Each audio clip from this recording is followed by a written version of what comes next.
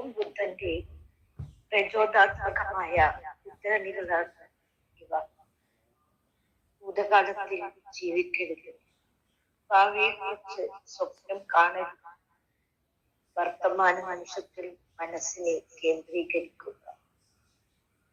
എല്ലാ ദിവസവും രാവിലെ നമ്മൾ വീണ്ടും ജനിക്കുന്നു. ഇന്ന് നമ്മൾ ചെയ്യുന്നത് ഏറ്റവും പ്രധാനമാണ്. നിങ്ങളുടെ കോപത്തിന് നിങ്ങൾ ശിക്ഷിക്കപ്പെടുക. നിങ്ങളുടെ കോപത്താൽ നിങ്ങൾ ശിക്ഷിക്കപ്പെടും. പ്രശ്നം എന്തെന്നാൽ നിങ്ങൾക്ക് സമയമുണ്ടെന്ന് നിങ്ങൾ കരുതുന്നു. നിങ്ങൾ ആർക്കെങ്കിലും വേണ്ടി ഒരു വിളക്ക് കൊളുത്തിയാൽ അത് നിങ്ങളുടെ പാതയെയും പ്രകാശിക്കും. തങ്ങൾക്കുള്ളതിനെ വിലമതിക്കാത്തവർക്ക് ഒരിക്കലും സന്തോഷം ലഭിക്കില്ല.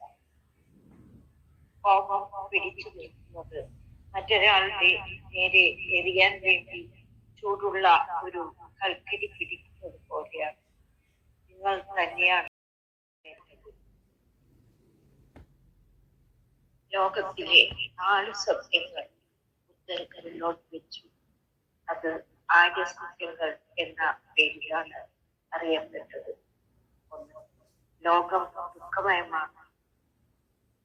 2, ദുഃഖത്തിനുള്ള കാരണം ആഗ്രഹങ്ങളാണ്. 3, ആഗ്രഹങ്ങൾ ഇല്ലാതാക്കിയാൽ ദുഃഖത്തെ മറികടക്കാം. 4, ആഗ്രഹങ്ങൾ ഇല്ലാതാക്കാൻ അഷ്ടാംഗമാർഗങ്ങൾ അനുഷ്ഠിക്കണം. അഷ്ടാംഗമാർഗങ്ങൾ: 1, ശരിയായ വാക്ക്. 2, ശരിയായ ജീവിതം.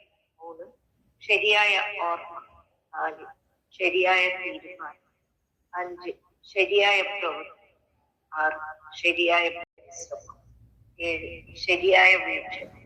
8, ശരിയായ ധ്യാനം. ഇവയൊക്കെയാണ് അഷ്ടാംഗമാർഗങ്ങൾ. BCE 6-ാം നൂറ്റാണ്ടിൽ ഏറ്റവും സ്വാധീനം ഉണ്ടായിരുന്ന ചിന്തകനാണ് ശ്രീ ബുദ്ധൻ. ബുദ്ധന്റെ യഥാർത്ഥ പേര് സിദ്ധാർത്ഥ എന്നായി.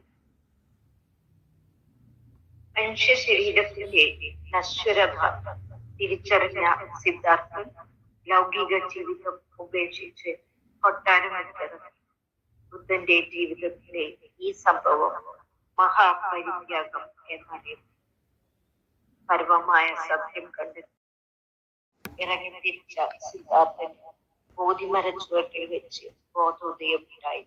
അതിനുശേഷം അദ്ദേഹം ബുദ്ധൻ അഥവാ യഥാഗത സത്യം നേടിയവൻ എന്നറിയപ്പെട്ടു.